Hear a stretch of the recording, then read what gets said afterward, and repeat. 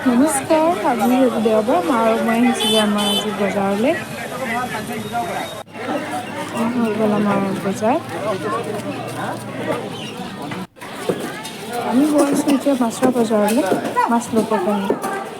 হৈ গ'ল মাছ। ইয়াৰ পৰা ল'লোঁ এটা মাছখিনি কাটি ল'লোঁ আমি।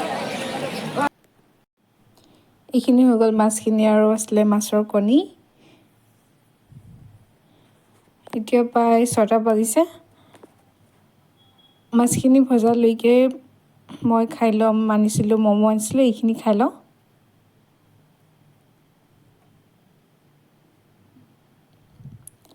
এইখিনি মাছ ভজা হৈ গ'ল।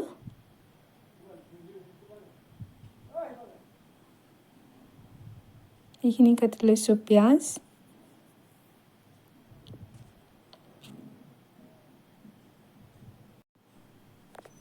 এইখিনি হৈ গ'ল মাছখিনি পিটিকা কৰিবৰ কাৰণে, আৰু এইখিনি হৈ গ'ল মাছৰ কণী ভাজিবৰ কাৰণে।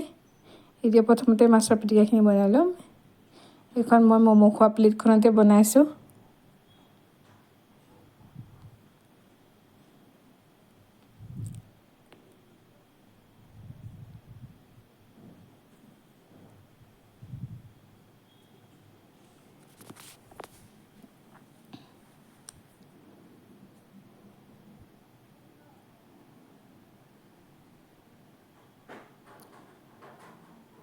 মাছখিনি কাঁইটবিলাক গুচাই লোৱাৰ পিছত পিঁয়াজ আৰু জলকীয়াখিনি দি পিনি ভালকৈ মিক্স কৰি লৈছোঁ, আৰু মাছৰ পিটিকাখিনি এনেকৈ ৰেডি হৈ গ'ল।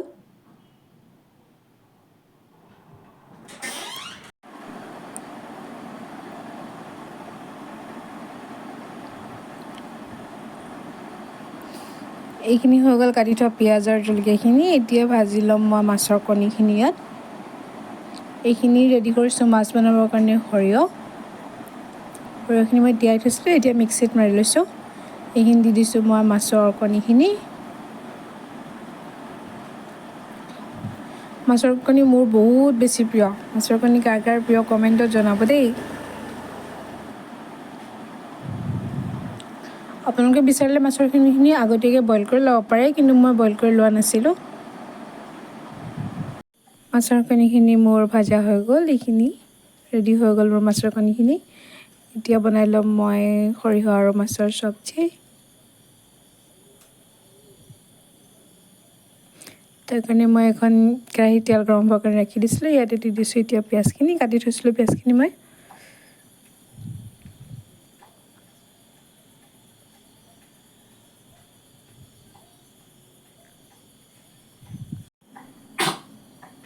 ইয়াতে দি দিম মই এতিয়া জলকীয়া গুড়িখিনি। ইয়াত দি দিছোঁ মই জিৰা গুড়ি।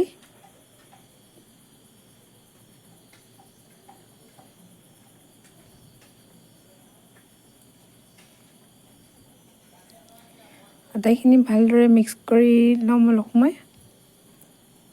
ভালদৰে ভাজি হোৱাৰ পিছত দি দিম মই পিচি থোৱা সৰিয়হৰ পেষ্টখিনি।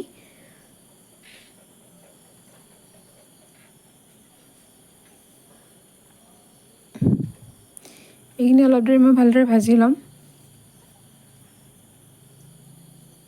যেতিয়া সৰিয়হৰ পৰা তেলখিনি অলপমান ছাইড হ'ব, তেতিয়া মই দি দিম পানী।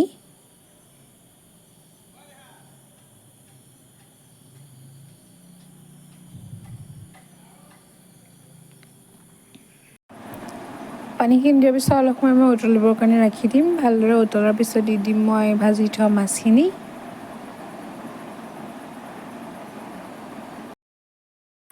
এইখিনি ভালদৰে উতলিছে, ইয়াতে দি দিম মই ভাজি থোৱা মাছখিনি। মই ইয়াতে বাটাৰ দি দিছিলোঁ, আপোনালোকে বাটাৰ ব্যৱহাৰ নকৰিবও পাৰে। বাটাৰ দিলে টেষ্টটো ভাল হয় কাৰণে মই বাটাৰ দিছিলোঁ। এতিয়া দি দিছোঁ মই মাছখিনি। এইখিনিতে 2 মিনিটমান সময়ৰ কাৰণে উতলিবৰ কাৰণে ৰাখি দিম। তেতিয়ালৈকে মই মোৰ বনোৱা বাকীখিনি বস্তু ৰেডি কৰি লওঁ প্লেটখনত।